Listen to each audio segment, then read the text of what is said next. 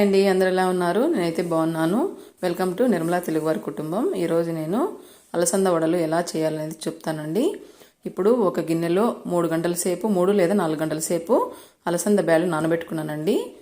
నానబెట్టేసుకొని ఈ విధంగా బాగా కలుపుకునేసి నీళ్ళంతా వంపేసుకోవాలి. ఒక 3 సార్లు బాగా కడుక్కున్నానండి. ఆల్రెడీ ఇవైతే పొట్టు తీసిన అలసంద బ్యాలు కాబట్టి ఒక 3-4 సార్లు కడుక్కుంటే చాలు. పొట్టు ఉంటే కానీ ఎక్కువ సార్లు కడగాల్సి వస్తుందండి. ఇవి నీట్గా ఉన్నాయి కాబట్టి పొట్టు లేకుండా ఈ విధంగా నేను 3 సార్లు అయితే బాగా కడుక్కున్నాను. బాగా కలపాలండి. చూడండి, బురుగు వస్తూ ఉంటుంది. ఇట్లా బాగా కలిపి కడుక్కోవాలి. 3 లేదా 4 సార్లు అయినా కడుక్కోవాలి. తర్వాత వచ్చి గాలించుకుంటున్నానండి. గాలించుకుంటే కింద రాళ్ళు ఏమైనా ఉంటే కూడా వచ్చేస్తాయి అన్నమాట. అడుక్కుండిపోతాయి, పైకి రాకుండా గాలించుకుంటే కూడా బాగుంటుంది. ఎందుకంటే మనం తినేటప్పుడు రాళ్ళు పడితే కూడా ఇబ్బంది కదండి, నోటి కింద పళ్ళ కింద. అందుకని ఈ విధంగా గాలించుకుంటున్నాను. గాలించేసుకొని ఒక చిల్లుల గిన్నెలోకి వేసుకొని పెట్టుకున్నాను, నీళ్ళన్నీ ఒడిచిపోయేటట్లు. తర్వాత వచ్చి కొన్ని బ్యాళ్ళు వచ్చి ఒక గిన్నెలో తీసుకున్నానండి సపరేట్గా. తర్వాత ఇక్కడ గ్రైండర్లో వచ్చి ఈ పప్పు ఆడించుకుంటున్నాను. అలసంద బ్యాళ్ళన్నీ వేసి ఆడించుకుంటున్నాను. ఒక కప్పు మాత్రమే పక్క తీసుకున్నానండి, పప్పు మాత్రమే. చూడండి ఈ విధంగా. ఇదైతే బరగ్గానే వేసుకోవాలండి, నున్నగా వేసుకుంటే వడ బాగుండదు. కొంచెం బరగ్గా వేసుకోవాలి. ఒక 5 నిమిషాలు మాత్రమే పెట్టానండి ఇది నేను టైము. వెట్ గ్రైండర్ కాబట్టి ఇది టైమర్ అండి. మనం ఎంత టైం పెడితే అంత టైం కాగిపోతుంది.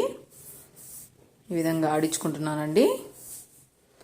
మనం రుబ్బినట్లే వస్తుందండి, దీంట్లో రుబ్బుకున్నట్లే వస్తుంది. చూడండి, బరగ్గానే ఆడిచ్చాను. నున్నగా వస్తే బాగుండదు వడకు. ఇదంతా రెడీ అయిపోయింది కాబట్టి ఇప్పుడంతా ఒక గిన్నెలోకి తీసేసుకుంటున్నానండి.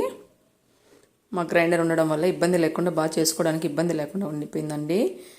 చూడండి, తర్వాత వచ్చి ఒక మిక్సీ జార్ తీసుకునేసి 15 పచ్చిమిరపకాయలు కడుక్కొని వేసుకున్నానండి. ఒక వెల్లుల్లి గడ్డ తీసుకొని ఒలిచి పెట్టుకున్నాను. తర్వాత ఒక ముక్క అల్లము అన్నీ కడిగి కట్ చేసి పెట్టుకున్నానండి. అల్లం ముక్కలు, వెల్లుల్లిపాయలు అన్నీ. తర్వాత వచ్చి జార్లో వేసుకున్న ఉప్పు వేసుకుంటున్నాను, రాళ్ళు ఉప్పు. అవి కూడా వేసేసుకొని కొంచెం కచ్చాపచ్చాగా మిక్సీకి పట్టుకుందాం. ఇది చూడండి, మిక్సీకి పట్టుకున్నాను ఈ విధంగా. మరి మెత్తగా పట్టుకోకూడదండి. తర్వాత వచ్చి అలసంద పప్పు వేసేసుకుంటున్నాను. అలసంద పిండి ఆడిచి పెట్టుకున్నాం కదండి, ఆ పప్పు వేసేసుకున్నాను. ఎందుకు వేసుకోవాలంటే ఇట్లా వడలు బాగా క్రిస్పీగా బాగా వస్తాయండి, అందువల్ల అట్లా బ్యాళ్ళు కొంచెం వేసుకుంటున్నాను. తర్వాత వచ్చి ఆనియన్స్ సన్నగా కట్ చేసుకున్నామండి, చాలా సన్నగా. మనం ఆమ్లెట్కి వేసుకుంటాం కదా, ఆ విధంగా కట్ చేసుకున్నాము. ఒక 4 ఆనియన్స్ సన్నగా కట్ చేసి పెట్టుకున్నామండి, అవి వేసేసుకున్నాము. తర్వాత వచ్చి ఈ పచ్చిమిరపకాయల పేస్ట్ మిక్సీకి పట్టుకున్నాం కదండి, అది కూడా వేసేసుకుంటున్నాను ఇప్పుడు నేను వడపిండిలేకే.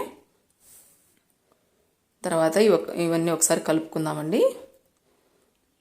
ఆనియన్స్ అయితే సన్నగా కట్ చేసుకుంటే చాలా బాగుంటుందండి. లా ఉంటే కూడా ఇబ్బంది, తినేటప్పుడు సన్నగా తగులుతూ పళ్ళ కింద చాలా బాగుంటుందండి ఈ వడ ఇట్లా చేసుకుంటే. తర్వాత ఇదంతా కలుపుకున్నాక గిన్నెలో ఇబ్బందిగా ఉందండి కలపడానికి, అందుకని చిన్న బేషన్లో వేసుకుంటున్నాను. సాల్ట్ అంతా బాగా పట్టాలని ఇట్లా కలుపుకుంటే దీంట్లో వేసుకున్నానండి. తర్వాత వచ్చి ఒక చిన్న కొత్తిమీర కట్టను, ఒక చిన్న పుదీనా కట్ట కడిగి కట్ చేసి పెట్టుకొని సన్నగా వేసుకున్నాను. తర్వాత మళ్ళీ తగినంత సాల్ట్ వేసుకుంటున్నానండి. అప్పుడు కొంచెం వేసుకున్నాను మిక్సీ జార్లో. తర్వాత సోడా పొడి, వంట సోడా, ఇది దోశల సోడా అంటాం కదా, అది వేసేసుకొని ఇదంతా బాగా కలపాలండి ఇప్పుడు. ఎందుకంటే అదే మొత్తం అంతా కలవాలి కాబట్టి బాగా కలుపుకునేసి ఒక కాటన్ గుడ్డ ఏదైనా ఉంటే అది నీళ్ళలో అద్దుకునేసి ఆ కాటన్ గుడ్డ మీద ఈ వడ పిండి వేసుకోవాలండి. వడలు ఈ విధంగా వంటలు చేసేసుకొని వేసేసుకుంటున్నాను. కాటన్ క్లాత్ మీద అయితే బాగా వస్తాయండి వడలకి. ఈ పిండి విధంగా పెట్టేసుకొనేసి ఒక 6 వంటలు పెట్టుకుంటున్నాను నేను.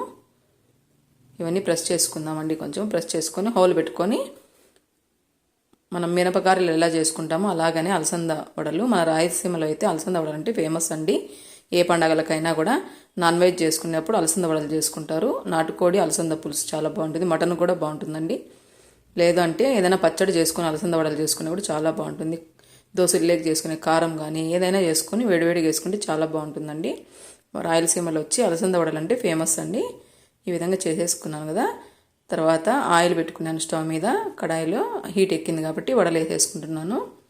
అప్పటికప్పుడు వేసుకొని తింటే 1-2 తినేవాళ్ళు ఒక 5-6 తింటారండి, చాలా బాగుంటుంది ఈ వడ అయితే. ఈ విధంగా వేసేసుకుంటున్నానండి. మామూలుగా మన అంగళ్ళలో అయితే అలసంద బ్యాళ్ళు అంటే ఇస్తారండి, ఎక్కడైనా కూడా ప్రొవిజన్ స్టోర్లో దొరుకుతాయి. ఇవి దొరుకుతాయండి ప్రొవిజన్ స్టోర్లలో అంతా. సూపర్ మార్కెట్లో కూడా దొరుకుతున్నాయండి, నీట్గా క్లీన్గా ఉండేటివి దొరుకుతున్నాయి. చూడండి, ఈ విధంగా కలర్ మారినాయి కదా అలసంద వడలు. ఇప్పుడైతే ఇవన్నీ ఆయిల్ వదిలేసి తీసుకుందామండి. గరిటెలోకి తీసేసుకొని ఆయిల్ బాగా ఇదిలించుకొని తీసుకోవాలి. రెడీ అయిపోయినాయి కదండి, చాలా బాగుంటాయి. పచ్చడి వేసుకున్నా కూడా చాలా బాగుంటాయండి.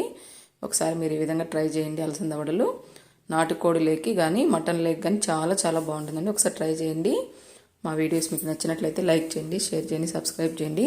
పక్కనే ఉన్న బెల్ సింబల్ నొక్కండి. ఎవరైనా ఫస్ట్ టైం మా ఛానల్ చూస్తుంటే ఖచ్చితంగా సబ్స్క్రైబ్ చేసుకోండి. Thanks for watching.